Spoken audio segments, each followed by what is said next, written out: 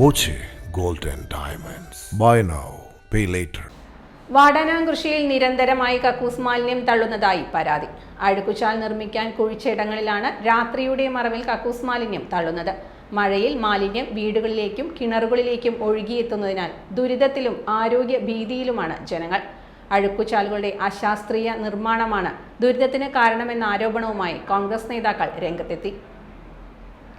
പട്ടാമ്പി പാലക്കാട് സംസ്ഥാന പാതയിൽ വാടാനാംകൃഷി railway gate പരിസരത്താണ് നിരന്തരമായി വൻതോതിൽ കക്കൂസ് മാലിന്യം ഉൾപ്പെടെ തള്ളുന്നത്.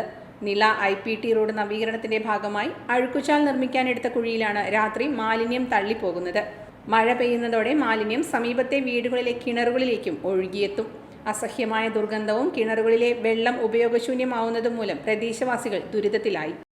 വാരണാസി ഈ ഗേറ്റ് പരിസരത്ത് കക്കൂസ് മാലിന്യം കൂടുതൽ തള്ളുന്നത് സ്ഥിരം പതിവായിരിക്കുന്നു.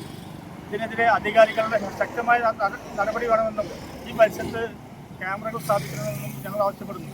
മാത്രമല്ല, കക്കൂസ് മാലിന്യം കൂടുതൽ തള്ളുമ്പോൾ ഈ പരിസരത്ത് കിണറുകളിലേക്ക് ഇതിൻ്റെ വെള്ളം കുടിക്കാൻ പറ്റുന്ന അവസ്ഥ, കുടിവെള്ളം കുടിക്കാൻ പറ്റുന്ന അവസ്ഥ വരെയാണ്. മാത്രമല്ല, ഈ ഡ്രൈനേജിൻ്റെ വർക്ക് അശാസ്ത്രീയമായിട്ട് ഉണ്ടാക്കിയതുകൊണ്ട് ഈ സാധാരണ ഉണ്ടാകുന്ന നീരൊഴുക്കിന് വ്യത്യാസം വന്നിരിക്കുകയാണ്. അതുകൊണ്ട് ഉണ്ടാകുന്ന പ്രശ്നങ്ങൾ പരിഹരിക്കാൻ അടിയന്തരമായിട്ട് റോഡ് കോൺട്രാക്ടറും അതുപോലെ പഞ്ചായത്തും ഹെൽത്തും പോലീസും ഇടപെടണമെന്ന് ഈ ആവശ്യം ഞങ്ങൾ ആവശ്യപ്പെടുന്നു. നില IPT റോഡ് പണിയുടെ പേരിൽ ഒരു ഭാഗത്ത് അഴുക്കുചാലിന്റെ ഉയരം കൂട്ടിയത് മൂലം ഇതിലൂടെയുള്ള സ്വാഭാവിക ഒഴുക്ക് തടസ്സപ്പെട്ടു. മഴ പെയ്താൽ വെള്ളം കെട്ടിക്കിടക്കുന്ന അവസ്ഥയാണ്. അശാസ്ത്രീയമായാണ് അഴുക്കുചാൽ നിർമ്മാണം നടത്തിയതെന്ന് ആക്ഷേപവും ഉയരുന്നുണ്ട്. ഞങ്ങൾ ഈ പാലത്തിൻ്റെ അപ്പുറം ഞങ്ങളുടെ വീടിൻ്റെ സൈഡിലുള്ള ചാലിൽ ഡ്രൈനേജ് കൊടുന്ന് തള്ളുന്ന ഒരവസ്ഥ. രണ്ടാമത് വെള്ളം ഇവിടെ നിറഞ്ഞാൽ ഈ പ്രദേശത്തുള്ള വെള്ളം മുഴുവൻ വന്നിട്ട് വീട്ടിലേക്ക് നിറഞ്ഞിട്ട് വെള്ളം ഒഴുകി ഞങ്ങളുടെ കിണറൊക്കെ പിന്നെ നാശാവുന്ന ഒരവസ്ഥ. ഞങ്ങൾക്ക് വെള്ളം കുടിക്കാൻ പറ്റാത്തൊരവസ്ഥ.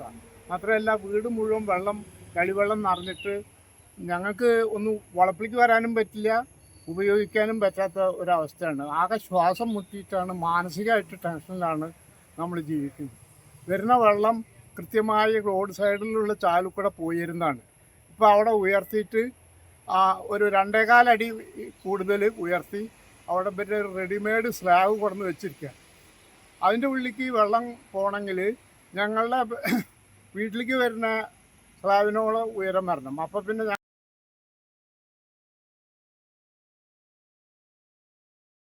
Time Kids Preschool, Mannannur road, Vaniyamkulam. Dot View News. കാഴ്ചകളാണ് ലോകം, കണ്ടു തുടങ്ങുക.